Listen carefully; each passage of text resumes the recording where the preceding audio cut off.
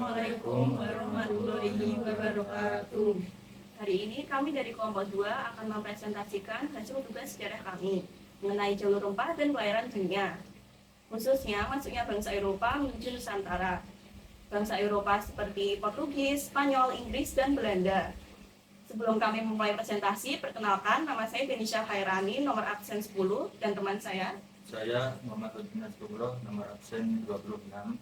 Saya Winandi Kalista, absen 32. Saya Fernanda Aulia, absen 34. Bangsa Eropa yang pertama masuk menuju Nusantara ialah bangsa Portugis. Akan dijelaskan mulai dari saya. Bangsa Eropa pertama yang memasuki wilayah Nusantara ialah bangsa Portugis. Sebelum terjadinya pelayaran Portugis dan Spanyol, sempat terjadi perseteruan antara dua negara tersebut, sehingga munculnya perjanjian Tordesillas pada 7 Juni 1494. Portugis dan Spanyol sepakat membagi kekuasaan dengan membagi dunia menjadi dua bagian, yaitu timur dan barat. Portugis di sisi timur dan Spanyol di sisi barat. Maka dari itu, Portugis berlayar di bagian timur dunia. Untuk pelayaran pertama Portugis dipimpin oleh Bartolomeus Dias pada tahun 1496 dengan memakai jalur timur. Pelayaran Portugis yang pertama dimulai dari Portugis lalu menuju Tanjung Harapan, namun tidak berhasil sampai ke Nusantara. Mereka kembali lagi, sesampainya di Tanjung Harapan mereka kembali lagi dan memutuskan untuk tidak meneruskan perjalanan. Untuk pelayaran yang kedua dipimpin oleh Vasco da Gama pada tahun 1498. Dimulai dari Portugis lalu dilanjut menuju Tanjung Harapan, lalu melewati Selat Sunda dan menetap sebentar di Kalkuta, India. Lalu perjalanan tersebut dilanjut melewati Malaka dan berakhir di Maluku. Mereka menetap lama di Maluku untuk menemukan tujuan utama, yaitu mencari daerah penghasil rempah. Untuk pelayaran yang ketiga dipimpin oleh Alfonso de Albuquerque pada tahun 1511, di mana yang pelayaran terakhir berakhir di Maluku. Pelayaran ini dimulai dari Kalkuta, India, lalu ke Malaka. Pada 1511 mereka berhasil merebut Malaka saat Malaka masih dipimpin oleh Sultan Mahmud Shah. Mereka merebut wilayah tersebut karena ingin menguasai perdagangan rempah Nusantara. Malaka hanya berperan sebagai pelabuhan perdagangan rempah-rempah dan bukan wilayah penghasil rempah-rempah.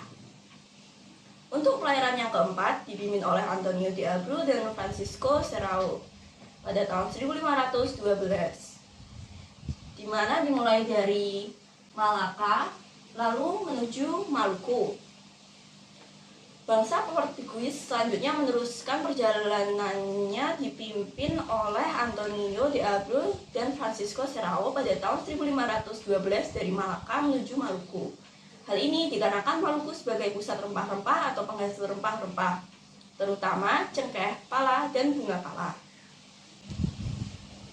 Untuk jalur rempah yang dilalui bangsa Portugis, sesuai peta dunia tadi, melewati Malaka, di mana pada Malaka terdapat rempah-rempah cengkeh, pala, dan bunga pala, lalu dilanjut dan berakhir di Banda. Jadi jalur pelayaran yang kedua itu adalah Spanyol. Pelayaran yang pertama dipimpin oleh Cristobal Columbus dari Spanyol menuju ke Samudra Atlantik, ke San Salvador hingga ke Haiti. Jadi dari Spanyol hingga ke Haiti. Namun mereka tidak sampai ke Nusantara karena penemuan benua Amerika. Selanjutnya jalur pelayaran yang kedua dipimpin oleh Ferdinand Magellan dan Juan Sebastian Elcano pada tahun 1513 hingga 1521. Pada tahun 1513 menuju ke barat melayari Samudra Atlantik dengan 5 kapal, yaitu San Antonio, Concepcion, Victoria, Santiago, dan Trinidad. Setelah 2 bulan berlayar melewati Brasil dan Argentina, memasuki samudera yang sangat tenang dan dinamai Samudera Pasifik yang berasal dari bahasa Spanyol Pacífico yang artinya tenang. Hingga pada tahun 1520 sampai Kepulauan Filipina. Namun karena Ferdinand Magellan meninggal, rombongan melanjutkan pelayaran di bawah pimpinan Juan Sebastian Elcano. Hingga pada tahun 1521 mereka sampai ke Maluku, meneruskan perjalanan dan kembali ke Spanyol melalui Tanjung Harapan, sehingga dapat dikatakan bahwa rombongan pelayaran bangsa Spanyol telah mengelilingi bumi, di mana Spanyol berangkat menuju jalur barat dan kembali dengan jalur yang berbeda dari arah timur. Jadi untuk jalur pelayaran yang kedua itu dari Spanyol menuju ke Samudra Atlantik, ke Selat Magellan, hingga ke Samudra Pasifik, menuju ke Filipina dan sampai ke Maluku dan kembali ke Spanyol. Pelayaran rempah Spanyol ke Indonesia dimulai menuju ke Maluku untuk mendapatkan jenggot dan pala. Setelah mendapatkan jenggot dan pala, mereka kembali lagi ke Spanyol. Selanjutnya, pelayaran yang ketiga itu pelayaran Inggris menuju Indonesia yang dipimpin oleh Francis Drake dan Thomas Cavendish pada tahun 1577 sampai 1580. Namun perjalanan ini sebenarnya lebih berfokus pada pengelilingan dunia dan bukan khususnya menuju Maluku. Untuk jalur rempah dan pelayarannya itu dari Inggris menuju ke Samudra Atlantik melewati Selat Magellan, kemudian melewati Samudra Pasifik, kemudian menuju Kepulauan Filipina, menuju Maluku, kemudian melewati Samudra Hindia, Samudra Atlantik, kemudian kembali lagi ke Inggris. Nah, jalur pelayaran dari Inggris ke Indonesia umumnya melibatkan perjalanan melalui Samudra Atlantik dan Samudra Hindia. Rute pelayaran ini sering melibatkan transit di pelabuhan-pelabuhan di sepanjang jalur seperti pelabuhan Eropa Barat, Suez di Mesir, dan Singapura sebelum mencapai Indonesia. Selama perjalanan ini, kapal-kapal akan melewati berbagai jalur pelayaran yang menghubungkan benua-benua dan wilayah-wilayah penting di dunia. Ekspedisi yang dipimpin oleh Sir Thomas Cavendish pada tahun 1586 hingga 1588 mengikuti jalur rempah sebagian dari rute tersebut. Ekspedisi ini melibatkan perjalanan ke Samudra Atlantik, Selat Magellan, Samudra Pasifik, Filipina, dan Maluku.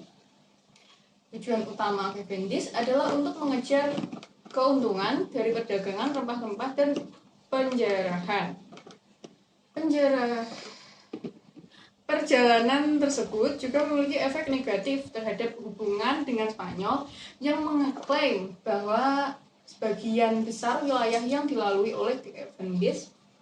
Maka dari itu, walaupun ini adalah salah satu perjalanan penting dalam sejarah pelayaran, tapi juga memiliki implikasi politik dan diplomatis yang kompleks. Jadi pelayaran Inggris menuju Indonesia ini hampir mirip dengan Spanyol. Dari Inggris menuju ke Indonesia, menuju ke Maluku untuk menyertakan cengkeh dan bala, kemudian kembali lagi ke Inggris. Negara yang keempat yaitu Belanda. Pelayaran pertama dipimpin oleh Valens dari kutub utara lalu kembali. Mereka tidak sampai ke Nusantara karena kendala air laut membeku di kutub utara dan memutuskan untuk kembali. Dalam perjalanan pulang, Valens meninggal dan namanya diabadikan untuk sebuah nama laut.